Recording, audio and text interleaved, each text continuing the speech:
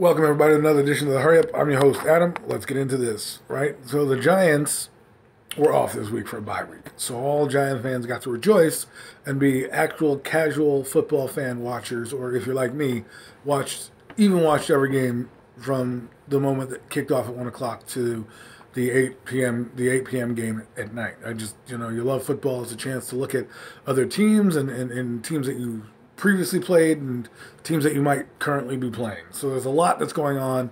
Let's first start with where the Giants are. So the Giants is 3-6. There are about 5 other teams that are in their way to make the playoffs if the playoffs were to start today.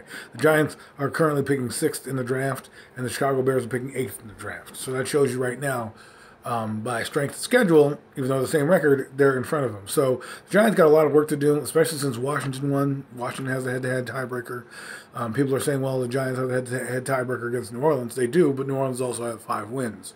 So, and now Philadelphia is also in the hunt with their huge win on Sunday. So the Giants have Tampa Bay and Philadelphia coming up. I just want to give you a look at how it's working out. With the new playoff format, with 8 teams going in, but 7 actually playing on wild card weekend, the top team gets the bye. Right now, that would be could be either Green Bay or Arizona, depending on strength of schedule. One of those two would be the top. So you have Arizona.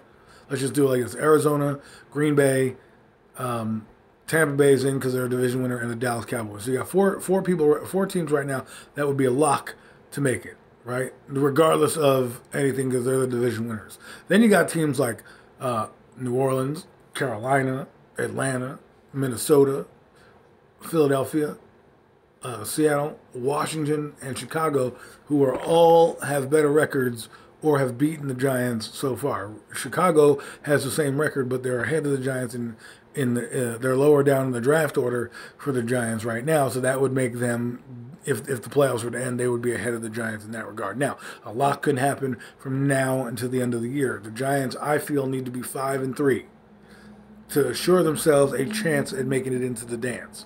All right, 5-3 allows them to be 8-9. At 8-9, you have a better chance of making the playoffs, even though there's going to be a ton of teams jockeying for position. Remember, a lot of teams might be in the latter part of the season, depending on seeding, might be resting guys. Remember, there's a wild card weekend and there's one home playoff bye. So those teams like the Cowboys and maybe Tampa Bay, if those teams know that they're in the playoffs because they're division winners, then guess what? They might not play guys in the first and in the last game of the year, which might help other teams that they play down the road. So these are things you have to factor in going forward. I think the Giants have a strong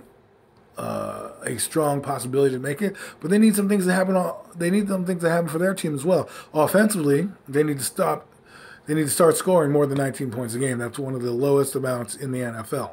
And if you watch a lot of the games yesterday, outside of maybe the Lions game, teams are putting up points left and right, and teams that the Giants are facing down the road. It's not going to be as much of a cakewalk or a cupcake schedule as it is because it's the NFL, and this is what the NFL wants. The NFL doesn't necessarily care about records. They care about games meaning something the entire way through.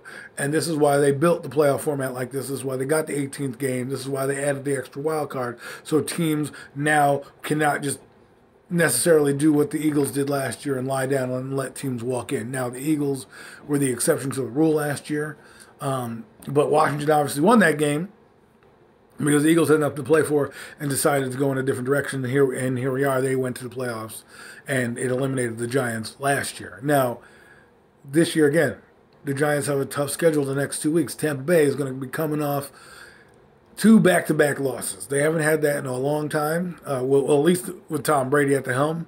And it's going to be tough to go down to Florida after this with an angry team. Trust me, they're going to be angry. They lost to a Washington team. They know that they're better than them.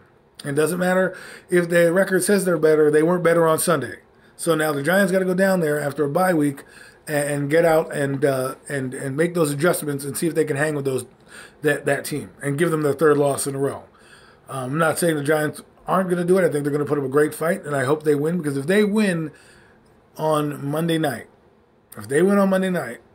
get ready, buckle up, because it's going to be a fun ride toward the end of the year, because the Giants will be fighting for the playoffs. If they lose, it's going to be a little tougher, and they're going to need a lot more help going forward. So the Giants need to kind of.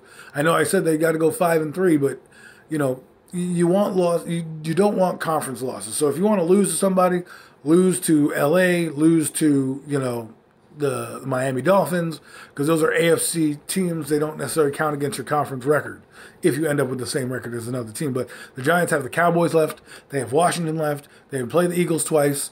They play Tampa Bay. They have Chicago and Miami on the schedule as well. So there are a lot of winnable games on here for the Giants, but if the Giant fans are thinking that they're winnable games, what do you think the other fans who are coming up against the Giants think when they're looking at their record of 3-6? They think they can get a win and build off their team. Now there are certain teams that may be tanking, but again, jobs are on the line. Listen to some of these ex-players; they'll tell you they don't want to tank because people get film on you, and if you dog it, that's going to be on you. If you dog it, that's going to be on you.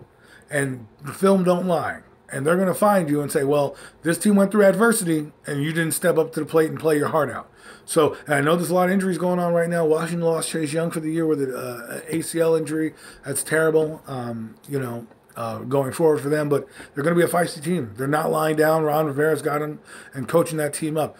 Nick Sirianni for the Eagles got them coached up. So you got two division teams that are going to be in the backside of the Giants if the Giants don't step up their game. Let's hope they come out against Tampa Bay, steal one from Tampa, and then the game against Philadelphia will be, an interesting game at home at MetLife Stadium November 28th. After you've done eating your turkey for that weekend, you can hopefully sit down and hopefully there'll be a Giant victory. Hopefully the Giants can go, at least 1-1 the next 2 weeks. And then, again, then we can really start to talk about playoffs. If the Giants drop one of these games, they need to win the next one to suffice. If they lose 2 in a row, it's going to be hard for them to come back and really get in the playoff race because at that point they'll be 3-8, and then every game at that point is critical. And it looks like a team that's probably not going to be the best is going to make it at that 7th wild card team because you got to think the Rams and/or Arizona is a lock for one of the wild card spots, depending on who wins that division. And then Seattle might make a late surge, and Minnesota might make a late surge, and heck, the Carolina Panthers now have Cam Newton back, and New Orleans is going to fight to the end with that coaching staff. So there's a lot that needs to happen for the Giants going forward. I would say enjoy it. Don't expect playoffs. Just hope that they come and just take it game by game and let's see where the chips fall. Other than that, this week is a big week for the Giants. Let's see if they can rise to the occasion here like they did last year and put together a great game plan. Jason Garrett, I'm looking at you because most likely it's going to fall on the offense to perform better than they have performed this season in order to steal one in Tampa Bay. All right, folks, I hope you enjoyed this episode. We'll be back after the Tampa Bay game to give our thoughts and our recap. Have a good one.